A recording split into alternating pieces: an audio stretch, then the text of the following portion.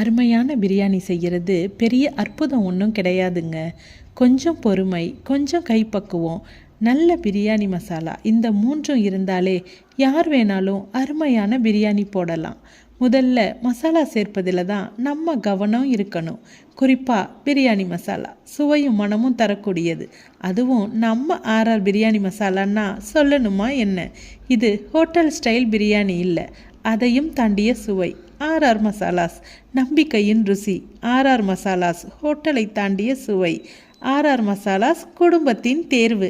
என்னடா ஓவர் பில்டப்பாக இருக்கேன்னு பார்க்குறீங்களா?